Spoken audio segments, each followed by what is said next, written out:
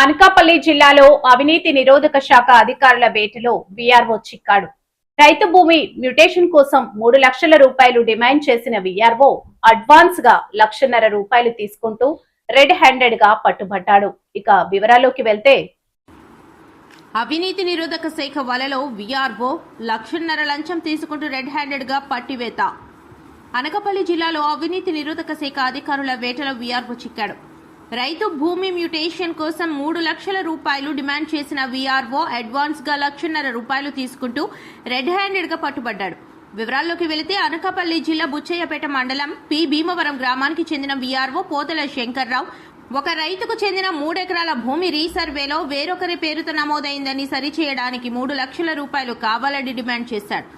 ముందుగా ₹1,50,000 అడ్వాన్స్ గా ఇవ్వాలని ఒత్తిడి తెచ్చినట్లు సమాచారం. దీంతో బాధిత రైతు అవినీతి నిరోధక శాఖ అధికారులను ఆశ్రయించాడు.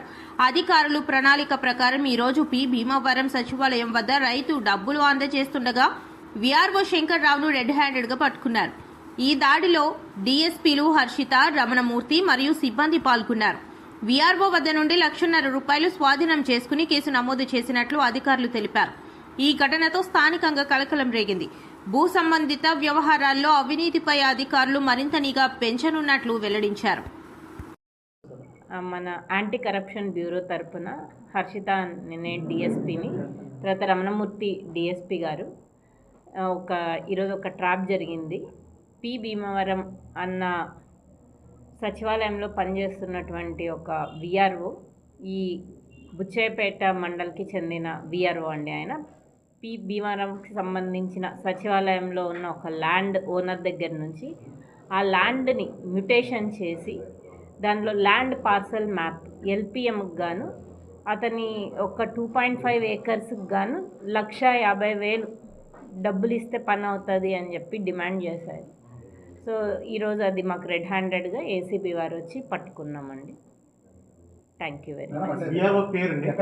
ఈ వీఆర్ఓ పేరు పోతల శంకర్రావు. ప్రజెంట్ అయితే ఆయన వీఆర్ఓ గానే 2008లో రిక్రూట్ అయ్యారు.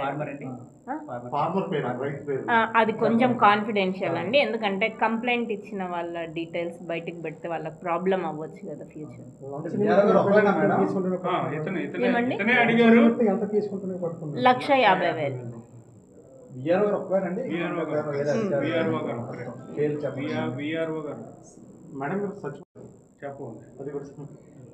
అంటే వాళ్ళకి ఇబ్బంది అవుతుంది. ఓన్ ల్యాండ్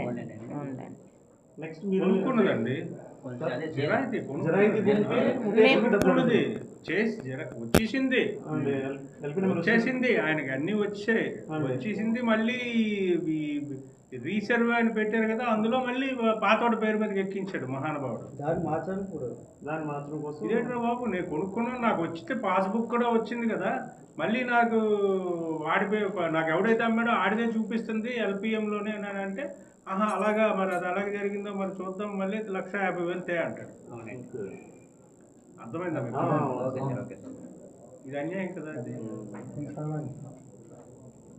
ఇదండి. సో ఇందు మూలంగా మీ అందరికీ మీ ద్వారా తెలియజేయాల్సింది, గవర్నమెంట్ సర్వెంట్స్ ఎవరైనా కానీ వాళ్ళు చేయాల్సిన పని చేయడానికి ఏదైనా అడిషనల్గా బ్రైబ్ అలా అడిగినప్పుడు 1064 అన్న టోల్ ఫ్రీ నెంబర్కి అప్రోచ్ అవ్వచ్చు, లేదా ఏసీబీ ఆఫీస్కి డైరెక్ట్గా రావచ్చు. రక్షణ కల్పిస్తాం.